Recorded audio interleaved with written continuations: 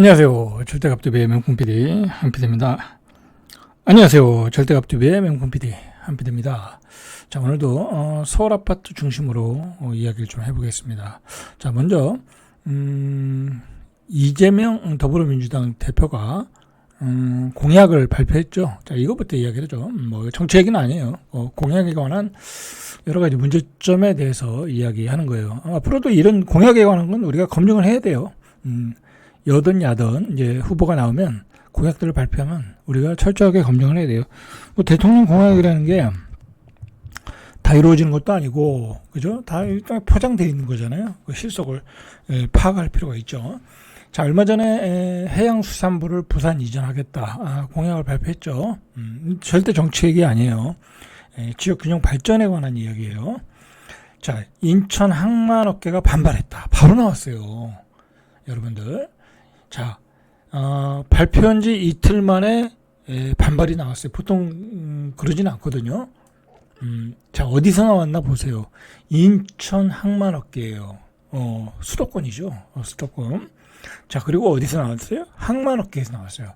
자, 이 배경에는 물론 어떤 커다란 어떤 이권이 있겠죠. 그죠? 무슨 이권이 있겠죠. 자, 일단 내용을 보시죠. 자, 해양수산부를 부산으로 이전하겠다는 공약을 밝히자 인천 항만계가 반발했다. 자, 인천 항만 발전 협의회 등 16개 단체 성명을 냈어요. 이거 쉽지 않겠죠? 이렇게 되면 이거는 서울 수도권 전체적으로 반발한다는 거예요. 반발한다는 거예요. 자, 여러분들 항만에서 오고 가는 배들이 얼마나 많은 세금을 내겠어요. 거기다가 무슨 이렇게 취항할 때 돈을 내야 될 거 아니에요. 입장료를 내야 될 거 아니에요. 엄청난 이권이 걸려 있다라는 거죠. 그런 이권을 빼앗길 수 있다. 그런 의미가 들어있지 않겠습니까? 자, 계속 내용을 보세요. 제가 항만업계의 종사자도 아니니까 구체적인 건 모르지만 대략은 우리가 이렇게 알 수 있잖아요. 자, 수도권 항만 경제의 거점인 인천 지역사회. 그러니까 지금까지는 인천이 어떤 핵심 지역이었나 보죠. 항만 이 사업에. 자, 부산 이전 공약에 대해 심각한 우려를 표한다. 자, 만약에 이걸 계속 추진하면 이 사람들이 뭐라고 그러죠? 조직적으로 반발하겠죠. 그럼 그게 커지면 어떻게 되겠어요? 인천 시민 자체로 확산되겠죠. 그게 또 경기도로 확산되겠죠. 이게 쉽지 않은 거예요. 이래서 저는 누가 옳다 맞다가 아니라 이런 것을 추진하는 게 결과적으로 쉽지 않다. 이재명 대표가 설령 대통령이 돼도 쉽지 않다라는 거예요. 쉽지 않다. 자, 무슨 내용인가 보시죠. 이들 단체는 인천항의 역할과 지정학적 중요성을 강조하고 일방적으로 해양수산 정책의 중심축을 부산으로 옮긴다며 수도권 해양 물류 체계의 효율성과 정체 대응력이 약화될 거다. 자, 이 말을 우리가 한번 풀어서 얘기해 보죠. 서울 수도권에 아무래도 제조업의 공장들이 많겠죠. 당연한 거죠. 그건 당연한 거예요. 그리고 항구도 많죠. 인천항, 평택항, 서산 쪽에 대산항 많잖아요. 오고 가는 그 항만 물량이 많을 거예요. 자, 그런 거에 대해서 축이 부산으로 간다는 것은 간과할 수 없다. 자, 그런 얘기죠. 자, 일단 이게 여러 가지 문제가 있겠죠. 그 헤드쿼터를 이 사령부를 해양수산부라는 사령부를 부산으로 옮겨가면 중심축이 그쪽으로 바뀌면서 여러 가지 부작용이 일어날 것이다. 어떤 경제적인 문제도 생길 것이다. 그 다음에 이쪽 항만 산업이 쇠퇴할 것이다. 여러 가지 그런 내용인 것 같아요. 자, 그러면서 한국해양대학교와 국립해양조사원 등 많은 해양기관이 이미 부산에 몰려있다. 해양수산부 이전 공약은 부산을 제외한 전국 항만과 수산업을 정책 소외 대상으로 만들 것이다 라고 덧붙였죠. 어쨌든 공약이라는 게 공약대로 이루어지기가 쉽지 않아요. 제가 거기까지만 말씀드리고 그 다음에 예전에 그 윤석열 정부 때도 산업은행을 부산 이전하겠다는데 누가 발목을 잡았어요? 그때는 더불어민주당이 이 발목을 잡았어요. 그때 김민석 의원이 그쪽에 지역구다 보니까 경반이 조금 반대로 하는 것 같아. 어쨌든 그래가지고 부산 이전을 법안 통과를 안 해주니까 이전을 못 하고 있는 거예요. 자, 그러니까 이거 어떻게 되겠어요? 부산 산업은행 이전을 해야 될 때는 야당이 반대하고, 그 다음에 뭐 이번에 만약에 해양수산부 이전할 때는 뭐 꼭 그렇다는 보장은 없지만 반대로 또 반대당에서 예를 들어 국민의힘에서 반대할 수 있겠죠. 그런 거예요. 서로가 엇박자를 놓고 있는 거예요. 어떤 큰 틀에서 합의를 봐야 되는데 우리 정치가 그런 합의를 못 보고 있잖아요. 그죠? 완전히 서로가 잡아먹을 듯이 싸움만 하고 큰 정책적인 어떤 통합점을 못 찾고 있다는 게 우리 정치의 문제고, 그 대한민국 사회가 결국 수도권, 서울 수도권으로 쏠림 현상이 일어나고 있는 거 아니겠습니까? 커다란 어떤 전환점이 필요하다는 거죠. 자, 이 얘기는 여기까지만 하고요. 쉽지 않다라는 거고요. 자, 그 다음에 이제 서울의 아파트 이야기인데, 1분기에 상승폭이 나왔어요. 상승폭. 그러니까 지금 4월달이 넘어갔으니까 1월부터 3월까지의 상승률이 나왔어요. 상승률을 보니까 강남 3구가 1분기 상승폭의 전국 최고를 기록했고요. 그리고 강남 3구 외의 지역에서 성동구가 가장 많이 상승했고, 성동구도 뭐 거의 강남이죠, 이제. 용산구가 두 번째, 양천구가 1.13, 마포구, 자 이렇게 강동구, 좋은 지역들이 다 올랐고요. 자, 반면에 중저가 아파트들, 노동구, 도봉구, 강북구, 노도강이죠. 그 다음에 금천구, 중량구, 동대문구, 이런 데는 하락을 했어요. 그죠? 의외죠. 서울은 다 올라올 줄 알았는데, 서울은 올라간 지역이 강남 3구와 마용성, 자 그런 지역이었다라는 거예요. 자, 본격적인 양극화가 시작되었다는 거죠. 그러니까 노도강 금강구는 올라가지도 못하고 오히려 하락을 했다라는 거죠. 자, 반면에요, 지방의 아파트는 어떻게 된다 보세요. 지방의 아파트는 텅텅 빈 지방 아파트 11년 5개월 만에 최악. 악성 미분양 늘어서 24,000가구. 미분양만 늘어났어요. 그것도 악성 미분양. 집을 다 져놓고서 못 팔아먹은 거예요. 자, 그래서 계속해서 부도가 나고 있죠. 지방에 있는 건설사들이. 자, 이런 배경하에 부도가 나고 있어요. 자, 지방은 아파트가 안 팔려. 저는 것도 안 팔려. 서울의 핵심 지역만 올라가. 양극화가 벌어진 거죠. 자, 그만큼 우리 경기가 안 좋다는 거죠. 자, 요 정도의 상황은 다 누구나 알 수 있는 내용이에요. 자, 이 중공업 미분양, 이 악성 미분양이요, 2월 말 기준이에요. 아직 한 달 더 통계가 나와야 되겠지만, 전국에 23,722가구, 전년 동기 대비 11,855가구 늘었다는 거야. 그러니까 전년 동기 대비 100%, 거의 100%가 늘었다는 얘기는 뭐예요? 안 팔린다. 결국은 부도로 다 나타났다. 획기적인 대책이 좀 나와야 되겠죠. 그죠? 이제 이대로 되면은 지방에 있는 건설사들 꽤 많이 망해요. 자, 획기적인 대책이 나와야 되는데, 글쎄요, 야당이 만약에 정권을 잡는다고 하면 어떻게 될지 모르겠네요. 과연 지방에 대한 걸 풀어줄까요? 자, 지역별로는 대구가 역시 3,067가구로 가장 많고, 그 다음에 경상북도, 경상남도, 전라도, 부산도 꽤 많네요. 2,261가구. 제주도도 꽤 많아요. 1,658가구. 그 다음에 충남. 자, 이렇게 중공업 미분양들이 지방에 쌓여가고 있다. 자, 서울은 토지거래 이후에요, 거래량이 급감했어요. 어느 정도 급감했냐면요, 4월 18일까지 1천여 건에 불과하다. 아직 시간이 있으니까 설령 한 2천 건이라고 해도 거의 2분의 1 토막, 4분의 2분의 한 60% 정도 이상 감소가 됐다. 거래량이. 그렇게 보시면 되죠. 자, 19일 부동산 정보 광장에 따르면 이달 18일까지 서울 아파트의 거래량은 1,053건. 전월에 8,835건이니까 2,000건에 한 3분의 2 정도 감소됐다. 뭐 그렇게 보면 되겠죠. 앞으로 날짜가 좀 남았으니까. 지난해가 4,647건이니까 지난해만 비교해도 반토막. 그죠? 자, 어느 정도로 거리가 안 됐냐면 서초구의 경우 지난달에 237건, 서초구 지난달에. 근데 이달에 한 건도 거래 신고가 안 됐어. 시장이 완전히 얼어붙은 거죠. 자, 이제 똘똘한 한 채도 좀 비싸다. 뭐 그렇게 생각을 하는 것 같아요. 뭐 그러니까 일단은 지난번에 토지 거래가 직전에 사신 분들은 풀리고 나서 사신 분들은 꼭지 잡은 거죠.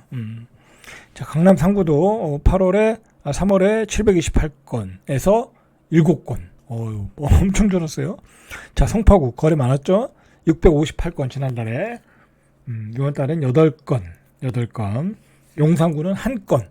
야, 용산구 그 큰 건 아파트에 한 건이 거래됐다. 완전히 시장이 얼어붙었네요. 그죠? 완전히 얼어붙었어요.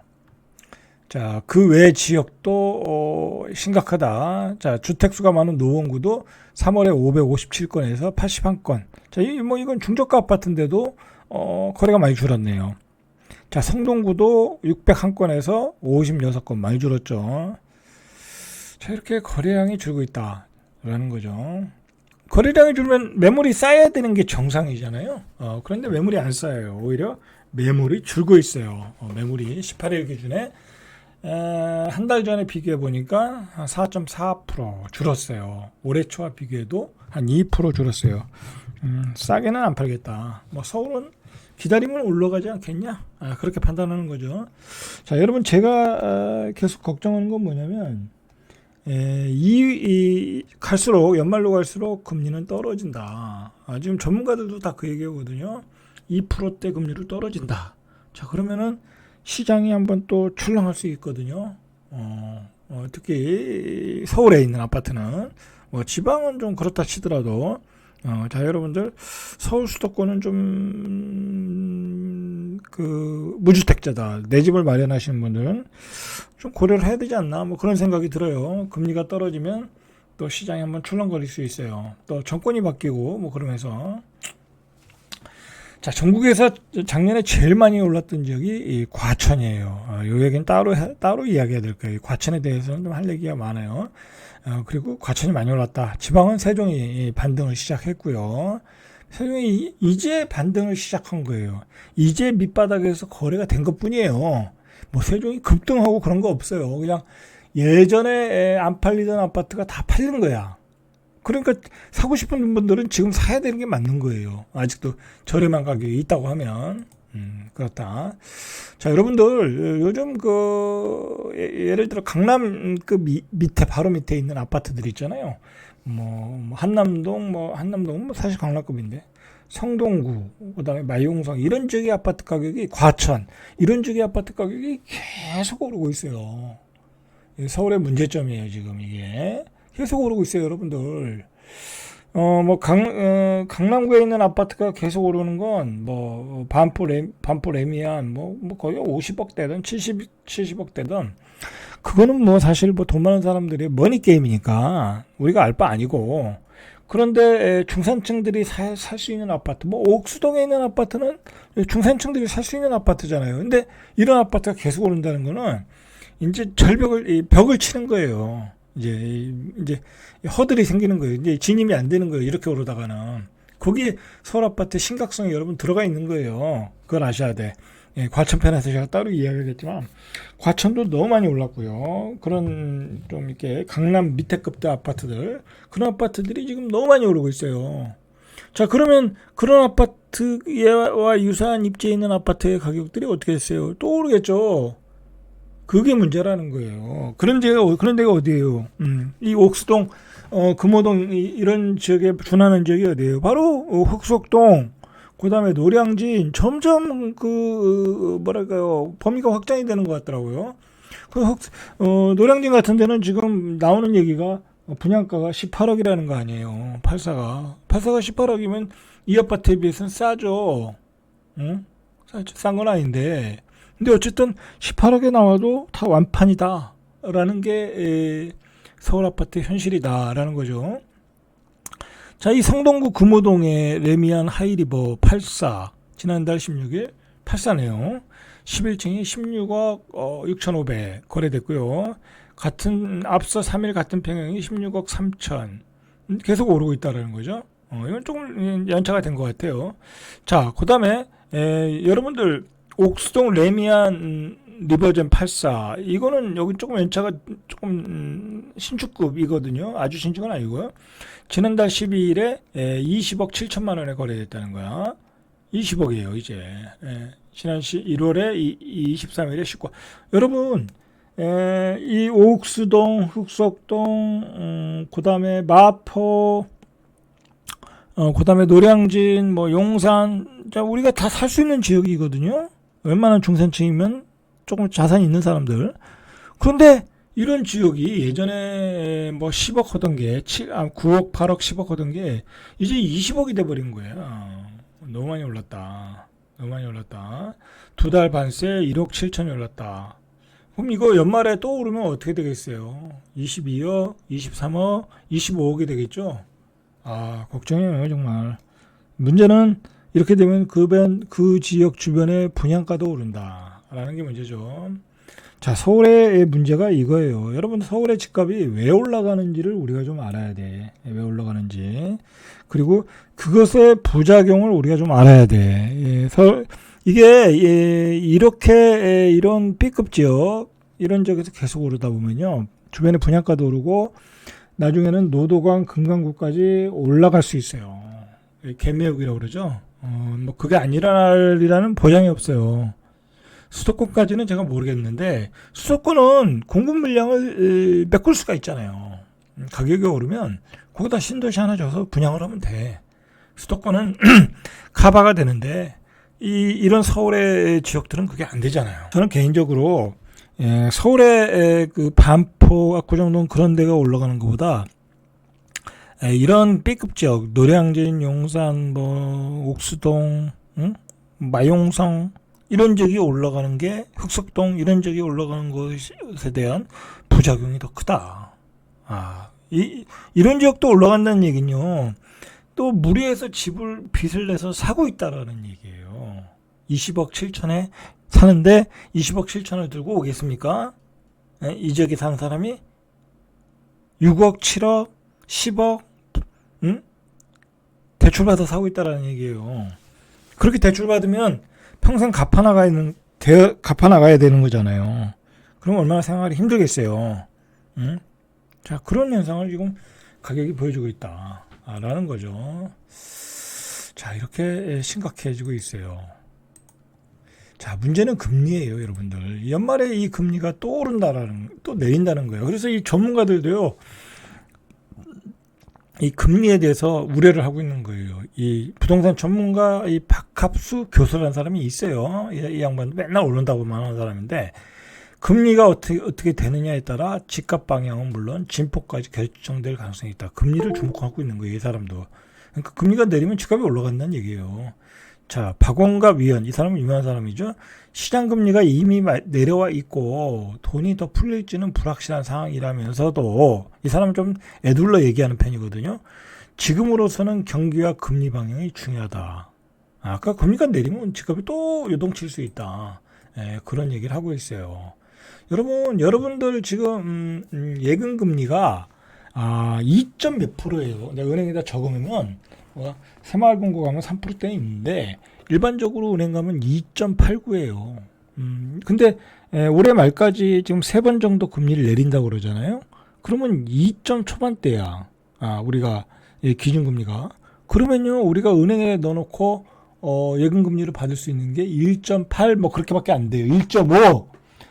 우리가 2017년, 18년, 19년 금리가 내리면서 그렇게 받았잖아요. 그러면서 사람들이 돈을 다 끄집어냈잖아요. 그렇죠? 돈을 다 가지고 은행에서 다 털어가지고 와서 집을 사고 진식산업센터 사고 상가 사고 다 물렸잖아요. 자, 그런 안 좋은 상황들이 또 벌어질 수 있다라는 거예요. 지금 벌어지는 상황은 제가 그걸 지금 제일 걱정하는 거잖아요. 그죠? 여러분들 연말 가면 만약에 금리가 예금 금리 기준으로 2% 이하로 갔다. 그러면 여러분들 가지고 있는 통장에 있는 돈 다 깨가지고 나오게 돼 있어요. 다 깨가지고 나오게 돼 있다.